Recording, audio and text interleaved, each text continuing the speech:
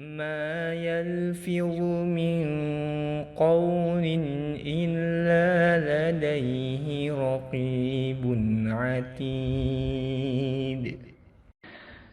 Tidak ada suatu kata yang diucapkannya, melainkan ada di sisinya malaikat pengawas yang selalu siap mencatat.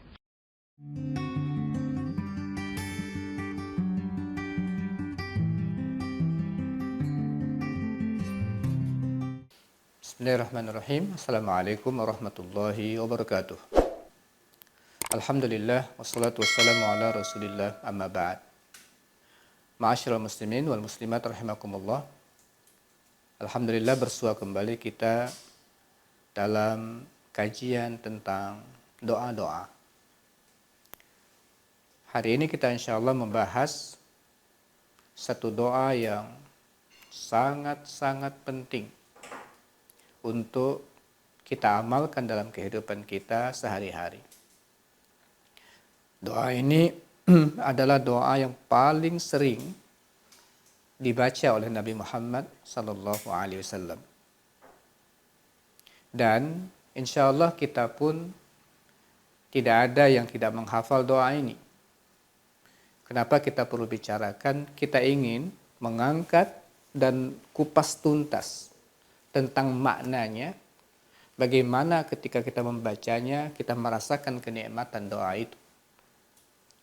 Adalah sahabat Anas yang mengabarkan kepada kita tentang rahasia ini.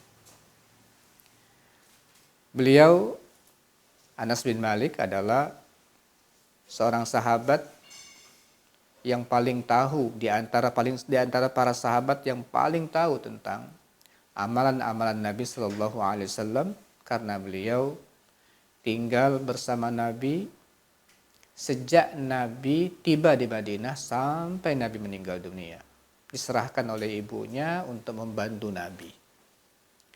Nah, Anas menceritakan ketika ditanya oleh Qatadah, disebutkan dalam riwayat Imam Muslim, an Abdul Aziz wa huwa ibnu Suhaib qol sa'ala Qatadah Anasan ayyu da'watin kana yad'u biha an-nabiyyu sallallahu alaihi wasallam aksar. Dari Abdul Aziz, yaitu Ibnu Suhaib, beliau berkata, Qatadah bertanya kepada Anas, doa apa yang paling sering dibacakan oleh Nabi sallallahu alaihi wasallam? Yang paling sering. Qala, Anas berkata, kana aksaru da'watin yad'u biha yaqulu Allahumma atina fid dunya hasanah wa fil akhirati hasanah wa qina azabannar. Kemudian dalam riwayat Imam Al-Bukhari, Allahumma rabbana atina fid dunya hasanah wa fil akhirati hasanah wa qina azabannar. Ma'asyiral muslimin wal muslimat rahimakumullah. Inilah doa yang paling sering dibaca oleh Nabi Muhammad sallallahu alaihi wasallam. Nah, ini kita perlu untuk mengupas secara tuntas tentang makna daripada doa ini, karena dia paling sering kita baca, sehingga mudah-mudahan dengan kita mengetahui makna yang mendalam dari kata-kata yang singkat ini, maka kita akan merasakan kenikmatan saat kita berdoa. Ma'asyiral muslimin wal muslimat rahimakumullah. Secara bahasa, kita mulai doa yang terdapat dalam Al-Quran ini menggunakan kata Rabbana atina fid dunya hasanah wa fil akhirati hasanah wa qina azabannar. Di redaksinya dimulai dengan kata Rabb, dari kata Rabb. Kemudian dihubungkan dengan kata na, Rabbana, wahai Tuhan kami. Dalam hadis disebutkan Allahumma Rabbana, ya Allah, wahai Tuhan kami. Secara bahasa, kata Rob artinya adalah ansya'a syai'a halan fahalan ila haddit tamam. Au qama ala islahi syu'unihi wa tawalla amrahu bintizam. Itu kata Ar-Rabb secara bahasa artinya yang menumbuhkan sesuatu secara bertahap hingga mencapai sempurna. Atau melakukan perbaikan urusan hambanya dan selalu mengurusi urusan mereka. Jadi kata Rabb ini dari kata Rabba yarubbu atau dari Rabba yarbu, Rabba yarubbu, dari kata-kata itu. Ya, muncul nanti Rabba yurabbi tarbiyah. Nah, dari kata-kata itu muncul kata Rabb ini, arti daripada Rabb adalah menumbuhkan sesuatu dari kecil terus sampai sempurna. Ya, mendidik sesuatu dari sesuatu yang tidak ada apa-apanya sampai sempurna. Kemudian kalau ada kerusakan, dibimbing untuk melakukan perbaikan, diurus hambanya. Itu namanya kata-kata Rabb. Jadi Rabb adalah zat yang menciptakan dari awal seluruh makhluk, ya, menciptakan seluruh makhluk, menumbuhkannya, memberikan kepada seluruh makhluk petunjuk atau hidayah bagaimana menjalani kehidupan ini agar selamat, dan melakukan islah atau perbaikan jika ada makhluk yang salah jalan. Jadi itu makna Rabb yang kita minta. Jadi Rabb adalah yang mengatur urusan ma'isyah dan kehidupan kita sehingga semuanya tertata dengan rapi.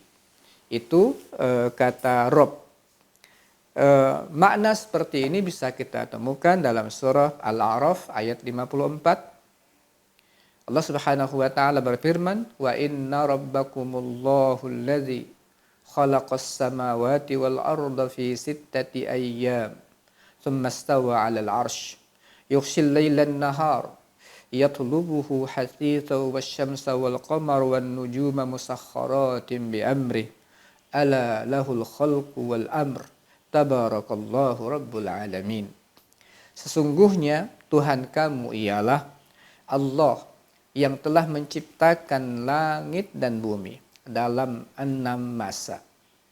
Lalu dia bersemayam di atas arasy, dia menutupkan malam kepada siang yang mengikutinya dengan cepat, dan diciptakannya pula matahari, bulan, dan bintang-bintang, masing-masing tunduk kepada perintahnya. Ingatlah, menciptakan dan memerintah adalah haknya Allah Subhanahu wa taala saja. Maha suci Allah, Tuhan semesta alam. Nah, di sini Allah Subhanahu wa taala menjelaskan tentang siapa Dia, pencipta langit dan bumi, kemudian mengatur segalanya, menundukkan berbagai macam makhluk-makhluk itu untuk kehidupan manusia yang hidup di alam ini. Kemudian karena Dia mencipta, maka Dialah yang wajib untuk memerintahkan. Dia memiliki hak untuk memerintah apa yang Dia ciptakan. Jadi ma'asyiral muslimin wal muslimat rahimakumullah, ketika kita mengatakan Rabb, jadi Rabb ini adalah Tuhan yang mengatur semua. Dari sejak menciptakan, menumbuh kembangkan, memelihara, memberikan penilaian kepada setiap jiwa sesuai dengan apa yang mereka kerjakan. Jadi dari sejak pencipta sampai mengurus itu, sampai menghidupkan dan mematikan, itu adalah makna Rabb. Nah, secara umum makna Rabb itu adalah ifradullah bil khalq. Dialah satu-satunya yang mencipta dan ifraduhu bil amri wa tadbir ma khalaq. Dialah satu-satunya yang mengatur apa yang dia cipta. Dia yang mencipta dan dia yang mengatur. Jadi yang kita minta kepada Allah Subhanahu wa taala, yang kita minta adalah Tuhan yang mencipta segala sesuatu dan Tuhan yang mengatur segala sesuatu. Nah, ketika Musa ditanya oleh Fir'aun tentang siapa Tuhannya, Musa dan waktu itu saudaranya Harun, apa kata Fir'aun? Qala famar rabbukuma ya Musa. Apa kata Nabi Musa? Qala rabbuna allazi a'ta kulla syai'in khalqahu tsumma hada. Siapa Tuhan kalian, wahai Musa?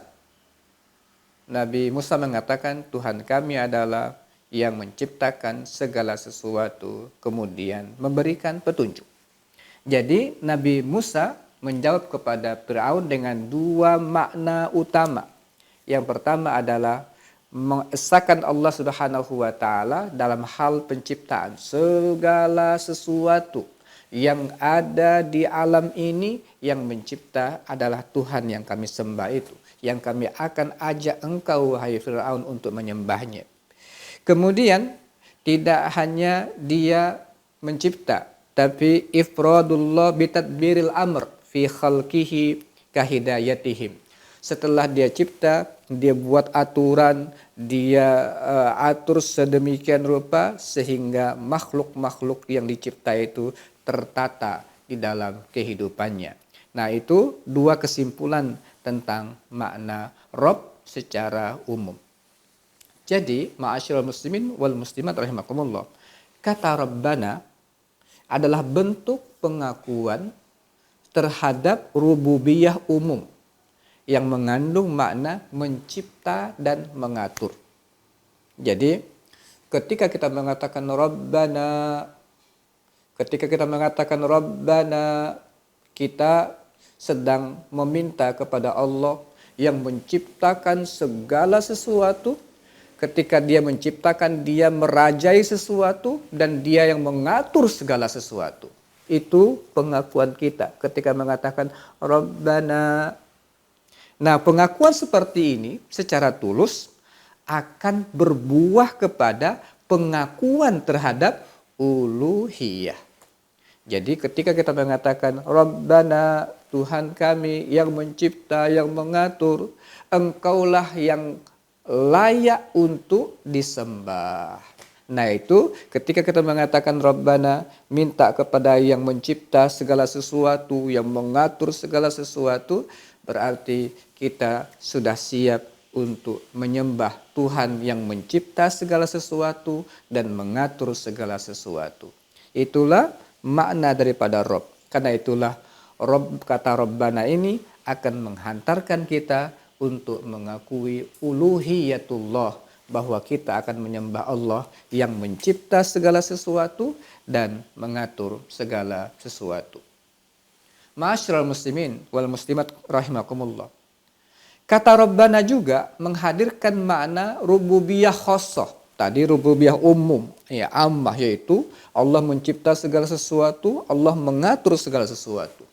Tapi ada makna rububiyah khassah untuk makhluknya yang terbaik, yaitu Allah mentarbiyah dan Allah mengislah, Allah mendidik dan Allah memperbaiki. Jadi rububiyah khassah ini dia adalah Rabb yang mentarbiyah, yang mendidik dengan kelembutan.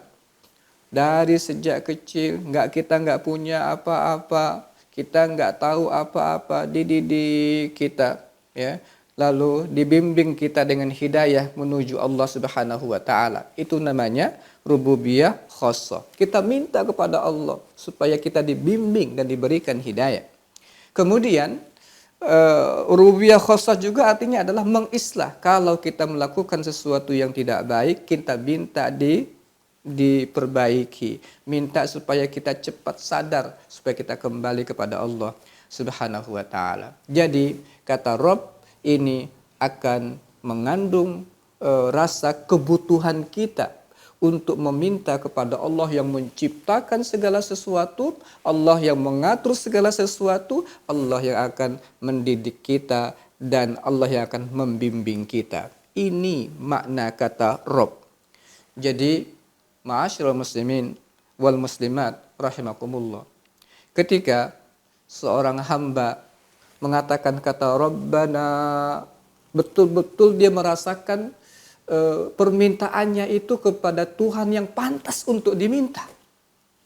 Nah, ketika dia sudah yakin dengan siapa yang dia tuju untuk meminta ini, maka keinginannya untuk meminta diwujudkan dalam bentuk sepenuh hati dan kata yang penuh dengan makna. Rabbana, gitu. Ini makna kata Rabbana.